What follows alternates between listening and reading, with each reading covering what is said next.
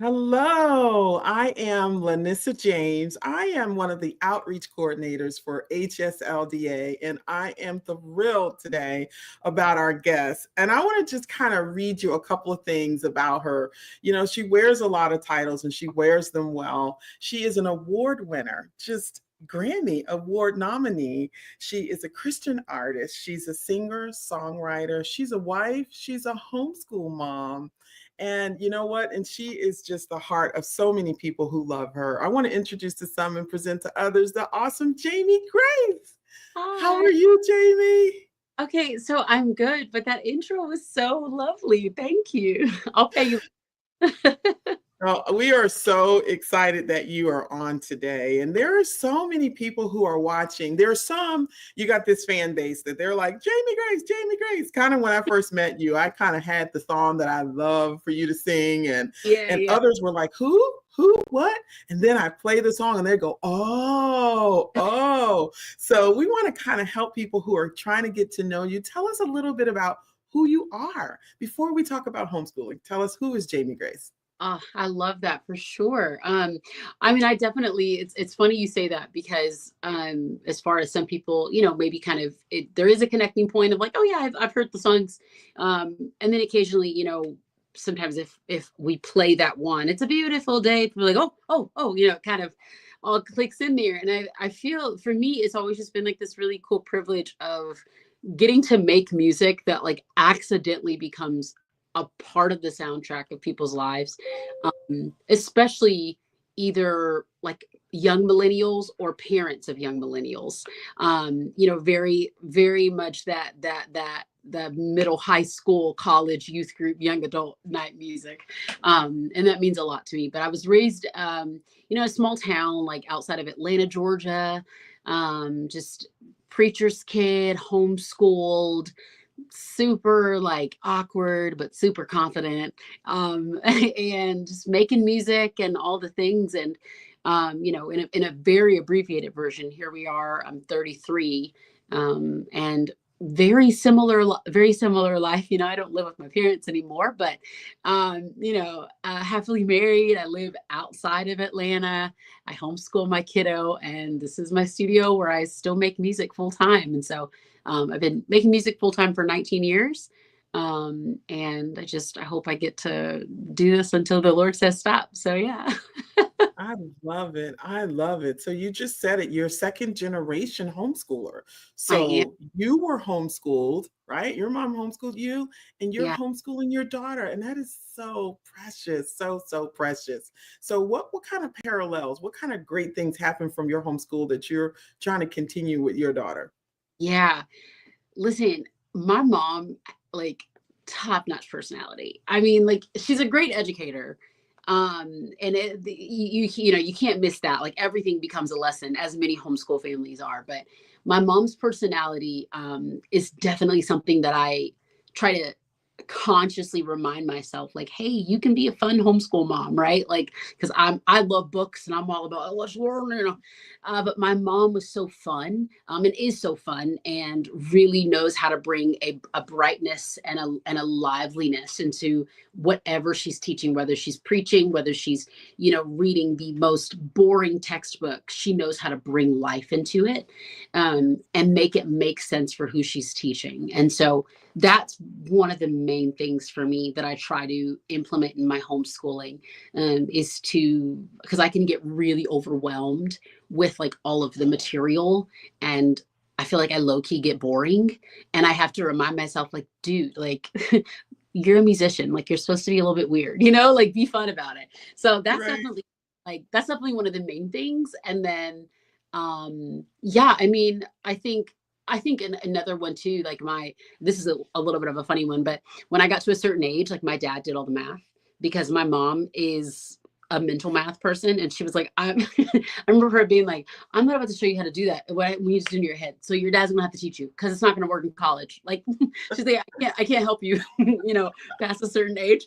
And so the same though in our house, like, my husband does math and science. Well, my mom did science, but my dad did the math. But in our house, I told my husband, I was like, look, we're either gonna have to find a private school or you're gonna have to do math and science because the child's in kindergarten and I'm already like, Nope. So yeah. I love that. I love that.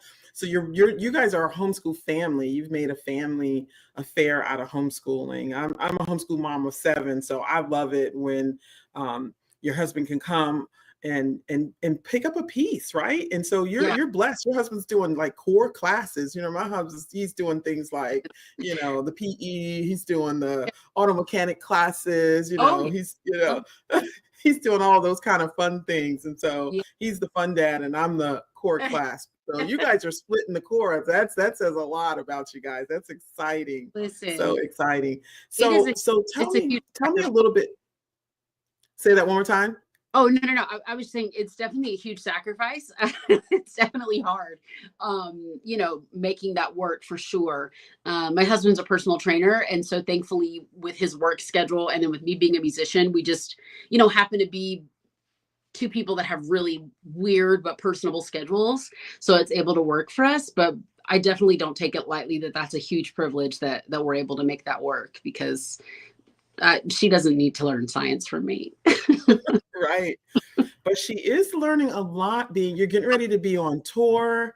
And I will tell you, it's not always what's taught, but it's what's caught. And there are so many teachable moments, with all you're going through. I mean, like, people would love to be your intern, if you will, right? To just kind of tour with you. But your daughter gets a chance to take this journey.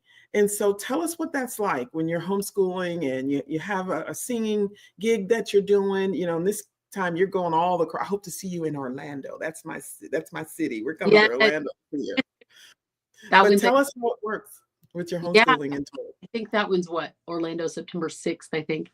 But yeah, I mean, it's definitely been it. I will say that a lot of it is fueled by the fact that it's been a huge dream of mine since I was, I think, 7 years old.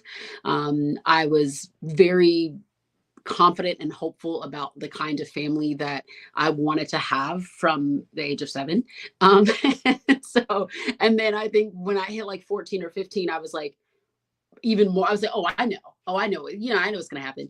Obviously, I didn't fully know, but the thing for me was just always being able to make art and share a message of hope with people and to hopefully have a family that could go along with me on this journey. And so we've been doing, I kind of play like a show or two every few months and getting into every few weeks before she is on her first big like tour run with us this fall.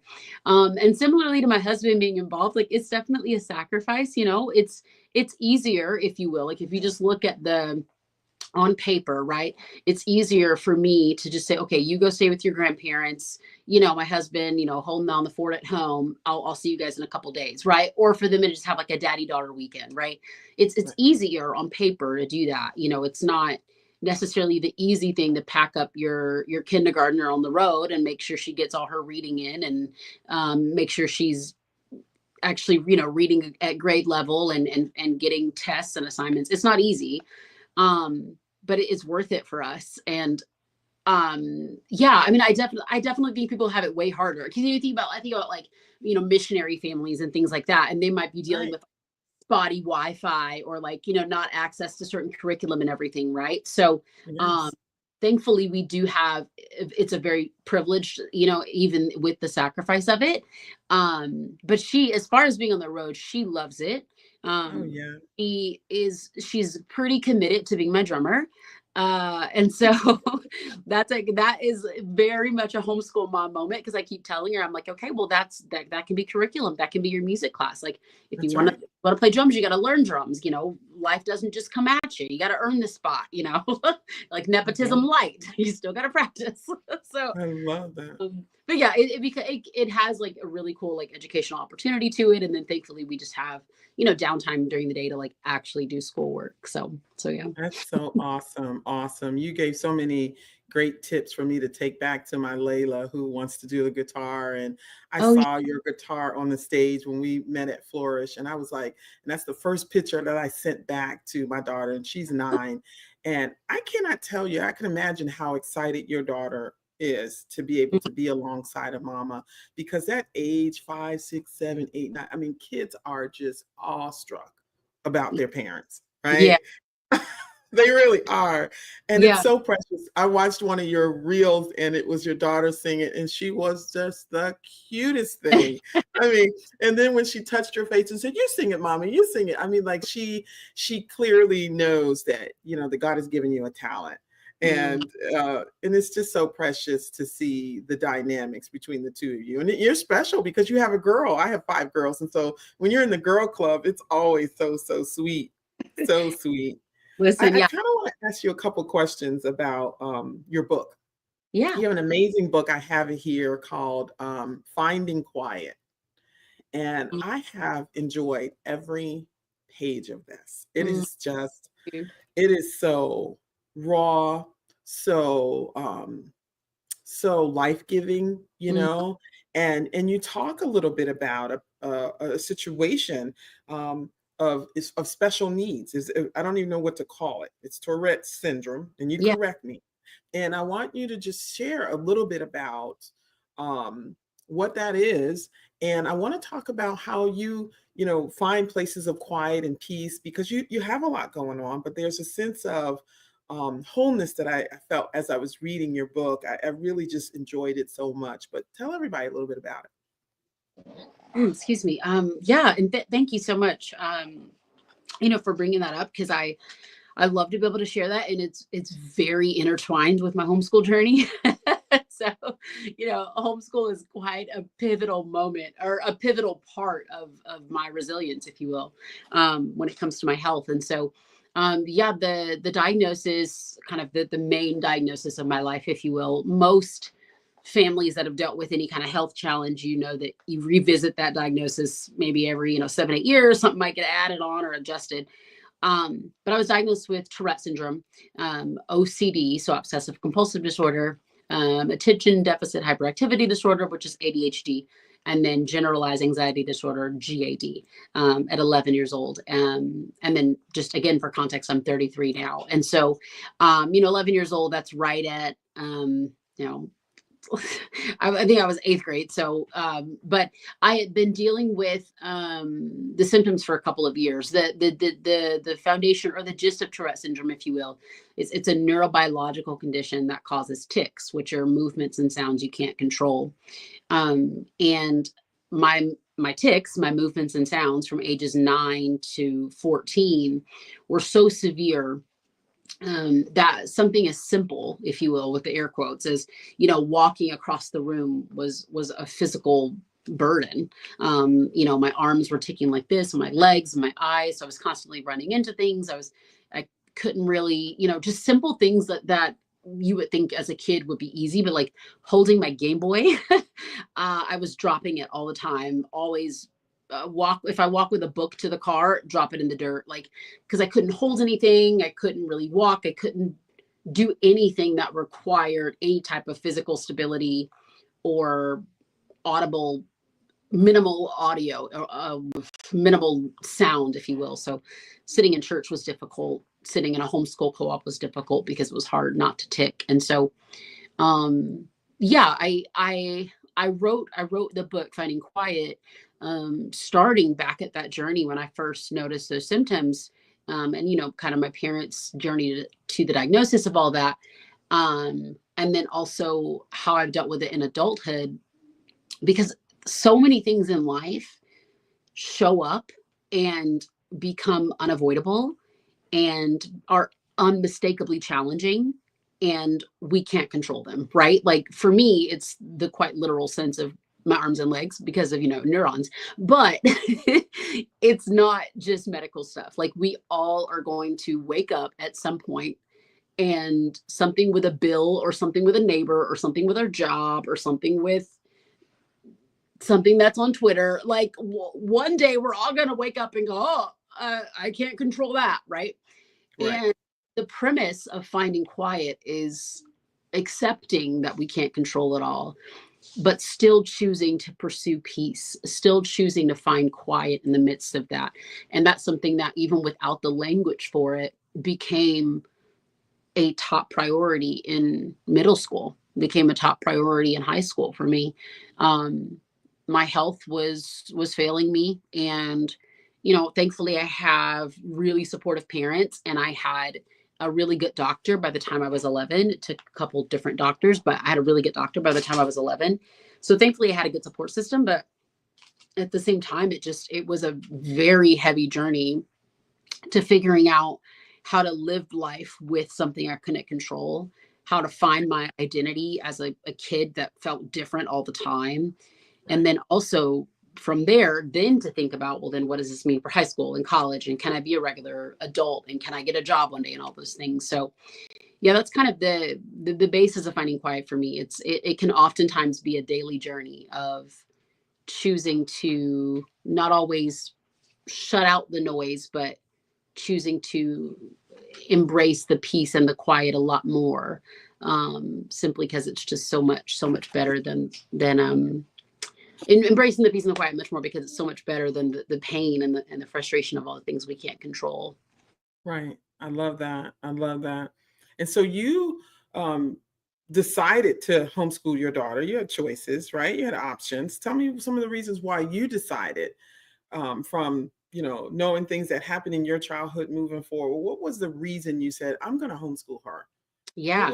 What's the big rocks into that? Like, why did you decide? Yeah. Speaking of, I'm like parenting right now. Okay, go ahead. I don't know if you noticed. I fully just muted myself and just mommed like this really quick. I was like, "Hey, Good. go so, I love um, it. listen, I wanted to homeschool from so early. From so early, I sound like I didn't go to anybody's school. What? I wanted to homeschool since the 90s. I was so obsessed with it. like, like, I loved the idea. Oh my gosh, curriculum, books. Oh my gosh, you remember Life Pack where that you get 12. Yes. Yes. I would go through a subject in a week. I loved me some Life Pack. And then I think I was like reading a Beowulf or something when I was like 11. And I was, oh my gosh, I know all this. Oh, I love books. So that was the main thing for me. It's just my obsession with libraries and books and reading and curriculum. That was like as a young kid, I was like, well, yeah, I got to do this. I got to teach. I ended up getting my degree in child and youth development and children's ministry. And so I was full time in children's ministry for a long time. So getting to teach was always a huge passion point for me. So even before I met my husband, I very much knew that I was passionate about homeschooling and teaching, if you will. I went back and forth between starting a private school or something like that, just because I just believe that children are the future. So that's that's the gist of Love it. it. And then yeah, as our daughter, as she was like born and that first year or two, it just I think it's so natural. My mom always says that every parent is a homeschool parent, whether your kids are homeschooled or not. And That's so right. it's such a daily thing, right? You have an 18-month-old and you don't want to push them to do more than they need to when they're 18 months, but they're also probably like low key fascinated by what you're talking about. So they might pick up on it and you might be able to figure out their interest from an early age, right?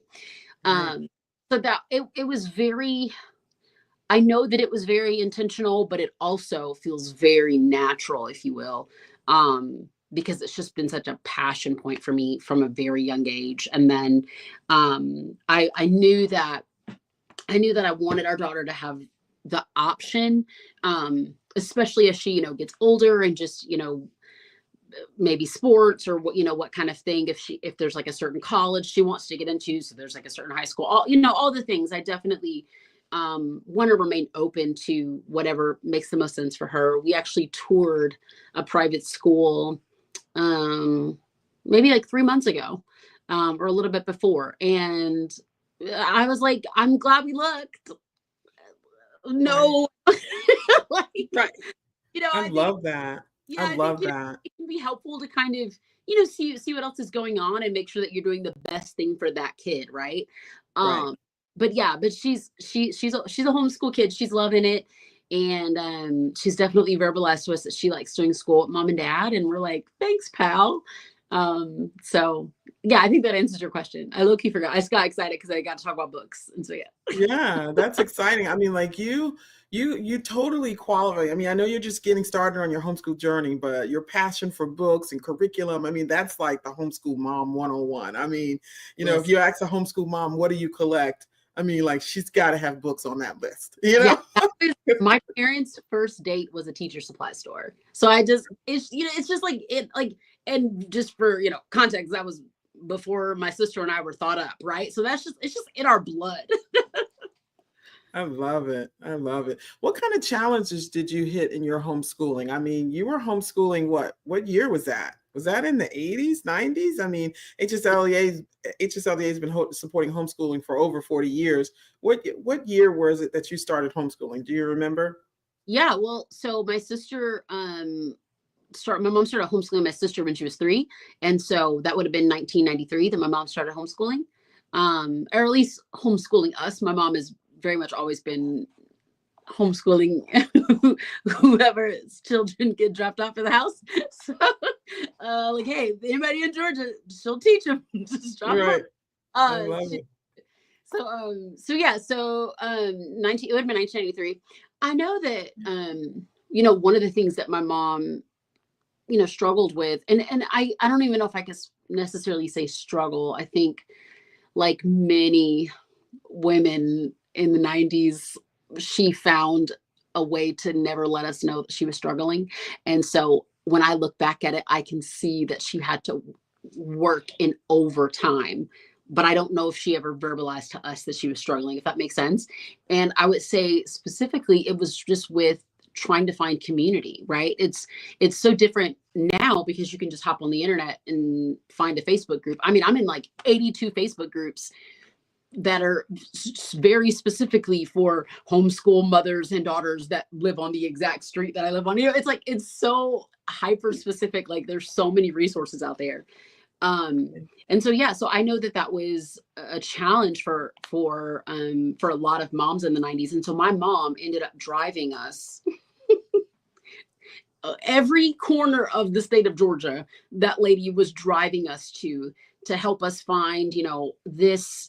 She found me a marimba teacher. My sister took harp lessons. Like there was like a speech class. She ended up teaching a speech class because she couldn't find one that had like the liveliness that she was hoping to find for us. Right. So funny because to this day, like, so my sister is a pretty well-known poet and artist. And to this day, people will ask us questions about how we, our communication skills and things like that. And I'm like, yo, it's my mom. Like this lady she's just a boss. I don't know how to explain it. And so, yeah, so that was another thing too. She had to create a lot of things. She created most of her curriculum herself because she wanted to teach us about Black history and American history and Black American history in a very intentional way. And she wasn't able to find a lot of those resources. So I would say that I don't want to say that the resources didn't exist because I don't want to, disparage hard work that I just don't know about. But I know that it was a lot more of a challenge to find certain resources and have certain access to things and things that were affordable. My mom's doing all this homeschool stuff. We're working on my dad's salary, which is my dad was an electrician and he was a pastor because he loved the people, but we wasn't wasn't that kind of pastor. So, she's doing all this with little to no budget. And so I think that was one of the biggest things I know that she had to work twice as hard to either find resources or create resources for us. Yeah. Yeah, that's spot on. That's spot on, Jamie. And ironically, as we fast forward, right, from the 90s to 2025, finding community is important for all homeschoolers, Yeah. particularly Black homeschoolers who are new to the movement. Fastest growing demographics of new homeschoolers are Black homeschoolers. And I find that community it's a big deal, right? To be able to find people who you can connect with. And man, you being in the music industry, just probably made it even more complex. Did you meet other homeschoolers on that journey? Yeah. And I do want to say one quick thing too. I always try to be mindful of like not stressing people out. But since you were saying, just because, I know diverse audiences and things, but since you were saying about being Black homeschoolers, yeah, because we also were in Stone Mountain, Georgia, and so it's just so yeah. Praise the Lord for my mother, because she was driving us all over everywhere for a sweet little Black homeschool family. I didn't meet any other, I think, Black homeschoolers until, well, I mean, I think I maybe in passing, but it was difficult for sure, to Sure. find a lot of that community. And again, I don't think it's because it didn't exist. I just think a lot of times it's hard to get those connections, or make those connections rather. But as far as the music business goes, so I would occasionally meet a few other kids, in the entertainment world that were also homeschooled. I didn't start my first like paid gig, if you will, or maybe I should say my first like full-time gig. It was paid, but I was 17, and at that point I started college at 16, so at that point I was already in college, and it was a kids TV show called I Shine Connect, and it was on TBN, so we lived on the TBN like campus in Tennessee near Nashville and filmed the show there. And I think it was about 20 cast members, and 17 of them were middle and high school, so they were all homeschooled. So that was kind of my first experience to being around, like, because a lot of these kids were like from Disney Channel and stuff. So like it was my first time like being around like kid stars, and like seeing other kids like do their homework on the tour bus and that kind of thing. But Love um, that. but yeah, so that was super cool. But at that point, I was in college, and so we didn't have as much in common. When I was really wanting to pursue, because I started my YouTube channel when I was 14, and so I was very passionate about starting my career young. But my mom, like, I would find like auditions in like Los Angeles and all this stuff, and my mom was always like, and especially now as a wife, I admire my mom way more for this. But my mom was always like, listen, I'm not about to be leaving my husband to drive you across the country. She's like, better wait till you're 17. So, so I didn't really do, when I was a kid, I didn't really do a ton of show business stuff. My mom was like, you better do something local. And so I'd be like singing at Starbucks for 4 hours. That was more of I my, love it.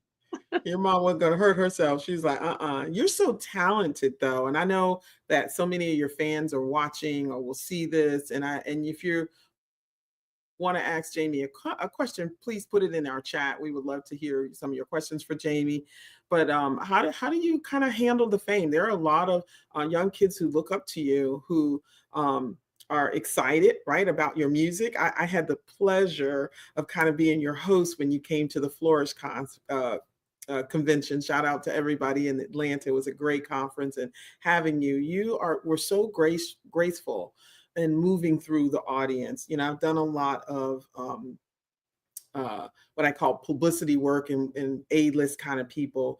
You're very sensitive to kids who need a moment. And I thought that you were very natural, just being able to stop, to sign autographs, just to be present with people, knowing that the person on the other side of you was really excited. I mean, like, bringing value to people. That's just such a gift.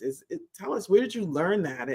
Um, and just congratulations to you to be able to see that there are people who need you for that moment. Tell me how you learned that. Did your mom teach you that too? listen. I love the irony of such a tender moment of how do I respond when people need me. And my 5-year-old is yelling mommy across the house. And I'm like, child, are you trying to give me a real-time example? Exactly. Exactly. But yeah, so I truly learned that from my parents. Um it's okay, kiddo. I got you. This is me answering your question. But very much from my parents.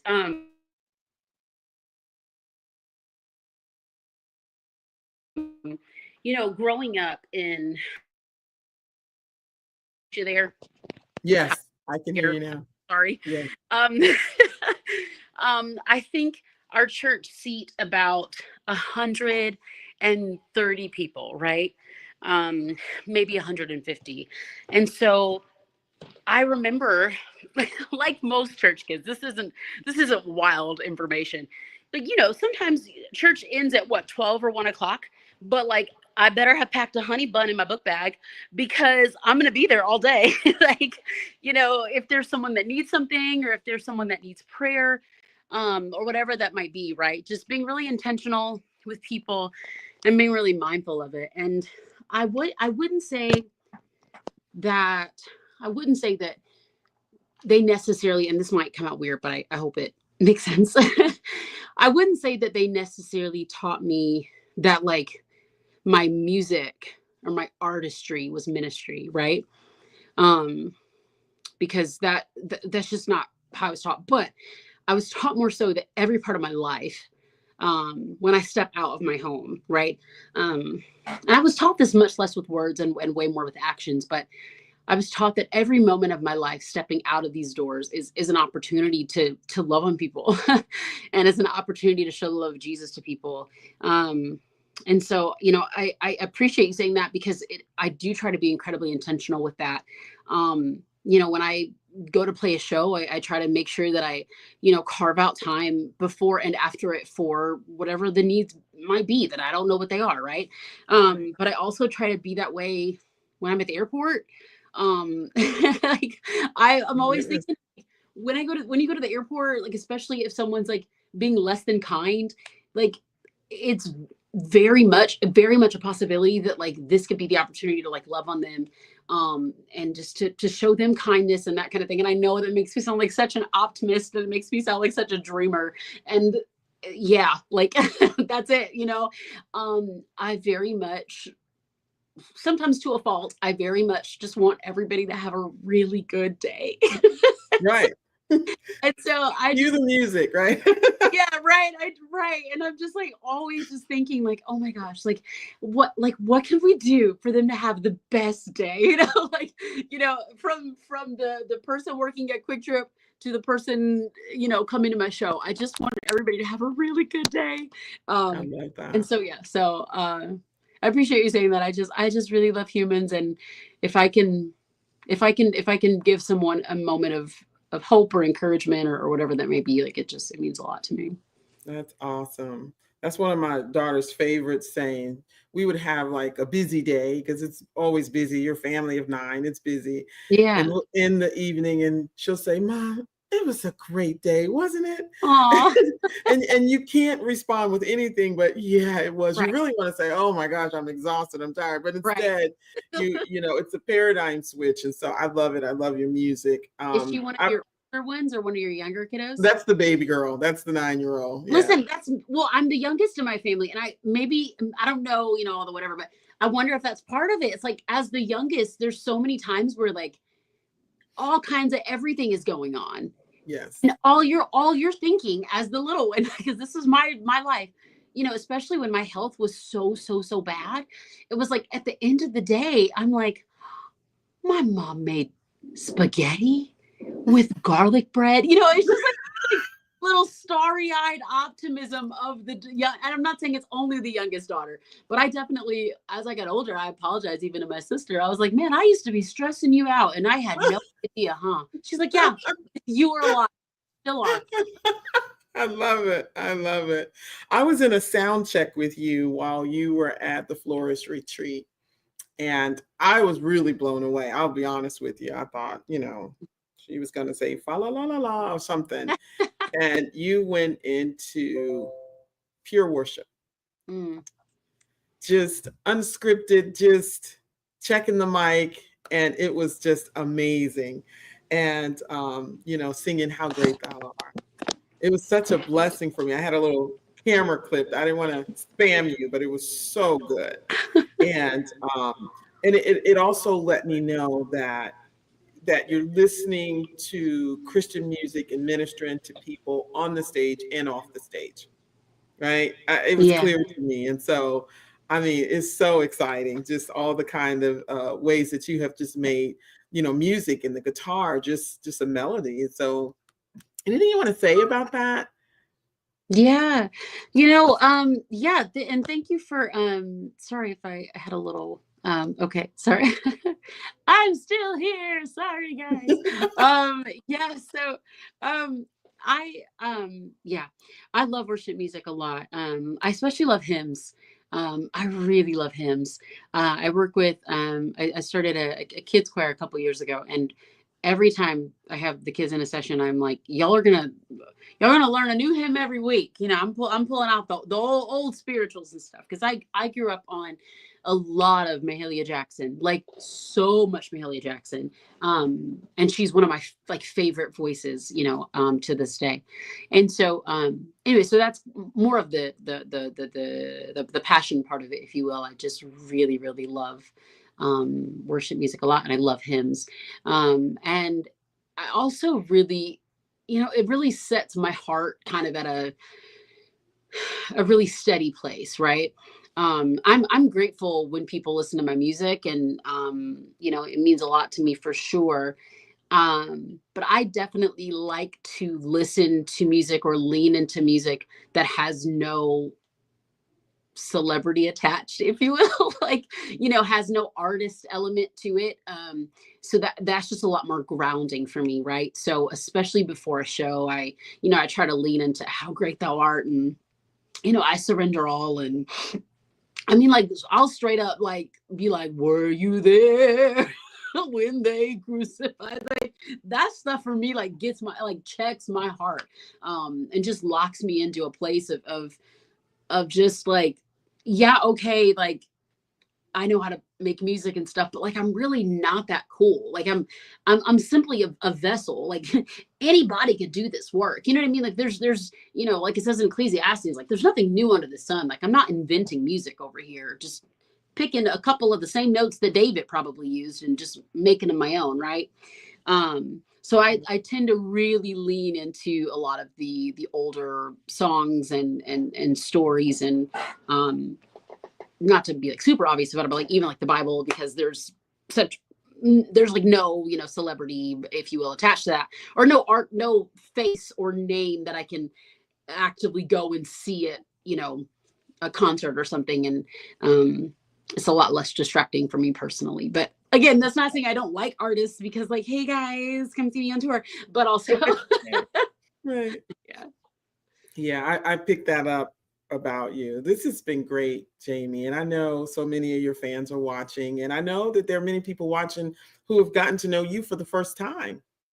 Hi, nice to meet So you. I want to give you an opportunity. I don't see questions coming through. Maybe people will put questions later. They may be still in their awestruck and getting a chance to know you. It's just so exciting. And I've been very excited and praying about this interview, because I knew that if we had a chance to talk, that they would get a chance to know you and hopefully catch you on tour, right? You want to talk about it? Yeah, I'm super excited. I have not gone on tour in 7 years. I've played shows, right? Like, I play a couple shows every couple months, just because I love this work. And so oops, sorry, it whacked the table. So I've definitely played some shows, but yeah, I'm super excited about it. It's gonna be August and September. We have 11 different dates. There might be a few that just got added, because people are so nice and so excited with me, and I cannot wait. And yeah, I'm going to be playing all of my old songs that people might know. So Beautiful Day, God Girl, Hold Me, all those songs, and a few newer ones as well. It's just a really just an exciting time to get to go back on the road and play these songs. But also, the name of the tour is a little different, and so much of my story, I've and my songs even have been very intentional about sharing the things that make me different, if you will, the anxiety disorder and all of these things. But the reality is that, one, we all have something that makes us different, and two, there's something about that we can still use as a part of our purpose, and that can be turned around, and like beauty from ashes, if you will. Like, it doesn't always have to be the end of a story or the end of a chapter simply because a challenge has shown up, right? And so it's been really cool to get to create a safe space for my shows, for people to be okay with being different. And yeah, it means a lot to me to kind of get to create that safe space. And I I remember when I started my YouTube channel when I was a kid, and there were not a lot of, I couldn't find a lot of other weird homeschool kids that looked like me that were out there with guitars, doing the thing. And so if I can in any way encourage someone else to really be, who God made them to be, and to make their weird art, and to, be okay with having a medical condition and still being brave and still being strong. Like, if I can give anybody else that courage or support, then it's just really cool to get to do that. So yeah, I'll be on the road August and September singing a whole bunch of songs, and I hope to see I y'all. love that. I love that. Paula asked the question. She said, how has your music changed over the years? I think one unique thing that we have to say before we let you go is that, so I'm not necessarily an old head, but I'm certainly in a different generation. And I knew your songs. And I was talking to my daughter coming, we're in Richmond right now. And I was like, yeah, Jamie Grace, Jamie Grace. She's like, who?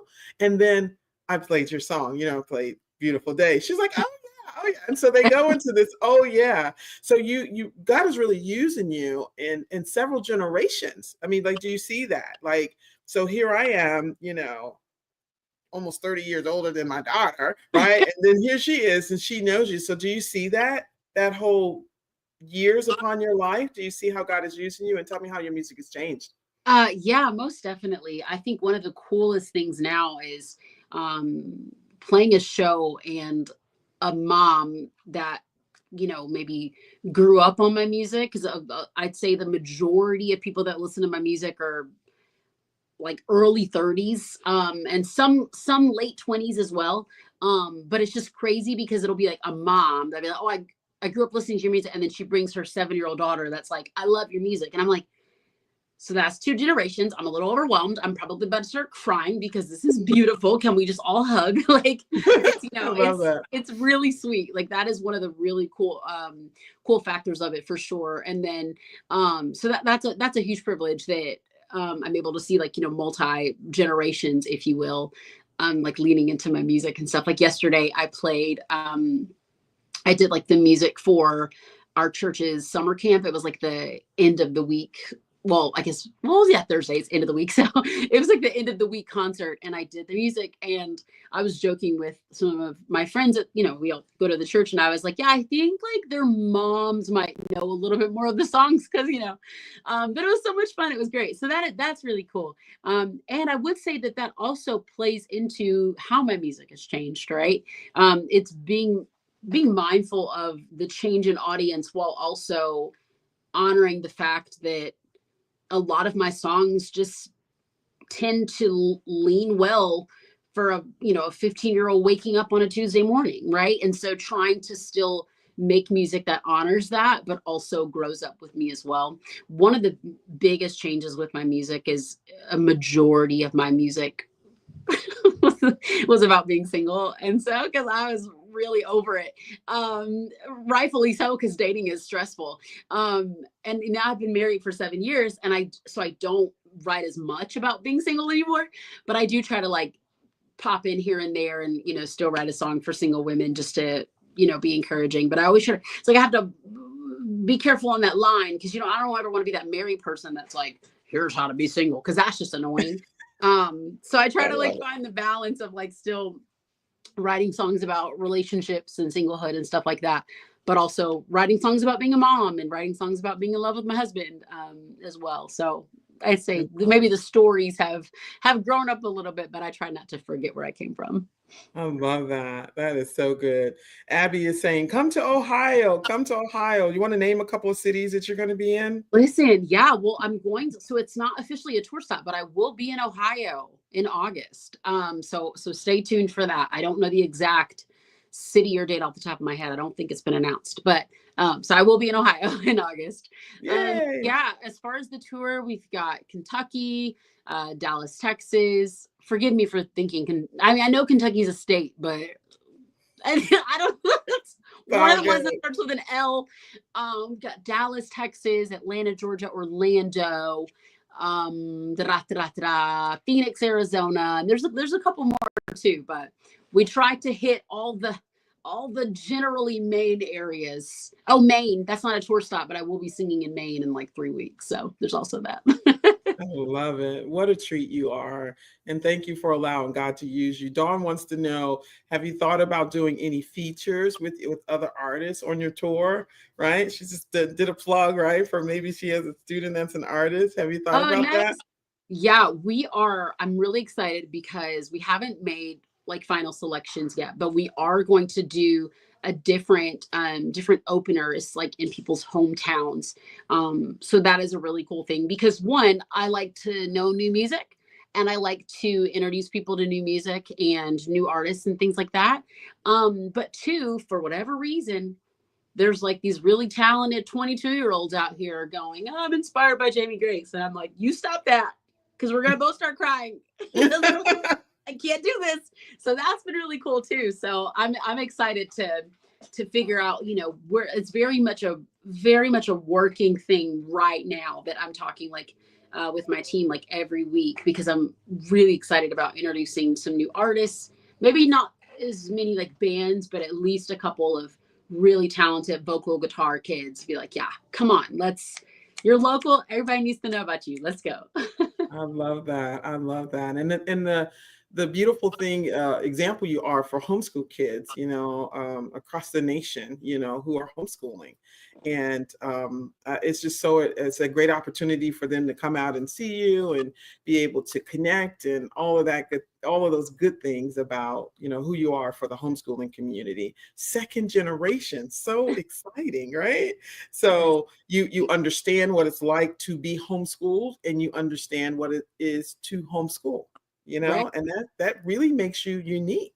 And so I know that you're going to be able to inspire homeschool mamas. And I'm so glad your daughter's going to be with you on tour. I'm so glad you kind of you get to work, right? You get to take your daughter to work, Yeah. right? Yeah, it's funny. You should listen. You should see our tour day schedule. It is hilarious. It is like, okay, this hour she's going with dad. This hour mom has sound check. This hour dad's got a meeting. Like, yeah, so it's gonna be good. It's gonna be good. It's gonna be great, and we can't wait to, see her out on tour and, and all the things that she learns behind the scenes. It's just a blessing, such a blessing. Well, thank you, Jamie. This has been a great fast hour with you. Oh my gosh, I've learned so much about you, and I, had a chance to, spend some time with you again at the Florist Retreat. And this interview, you're just so consistently pleasant, to be around. And so thank you for all that you do, who you are. And we're all watching. I see her. Yes. She sang She her song. She's like, "You're done with my mommy. no no no. You're She going to be stood on there. tour. She stood there and debated saying hi for a minute. So You want to say anything to us, you pretty want to tell girl?" them what tomorrow is? My birthday. Happy birthday! Oh my goodness. Well, we have to sing happy birthday. We'll get your mom to chime in, okay? Okay. Happy birthday to you. Happy birthday to you. Happy Happy birthday. birthday. Can you say thank Happy you? birthday. Can you say How thank old will you? you be? How old will you be? Oh, 6. we Wow. lost words all of a sudden. That is so special. I know your mommy's going to have something real special for you. You are so blessed, Jamie. Thank you for sharing. Thank you for pouring into people today. And just thank you for being here. What an honor it's been to interview you. And I want everybody to know they can go to, if they're not an HSLDA member yet, that they can become an HSLDA member. We've been supporting homeschooling. We're the advocates for homeschooling. And so we just want to encourage you, Jamie, too, while you're out on this tour and people need support with their homeschooling, tell them to go to www.hslda.org. We are so very grateful for you. Thank you for your time today. Thank your family for just allowing us to use you just for this short time. Thank you so very much. Yeah, no, thank you guys. This was awesome. Thank you for having me. Oh, it's my pleasure. Well, thanks for watching. Go to hslda.org/join. And we want to thank you for watching today. Bye for now. Thank you, Jamie. See you soon.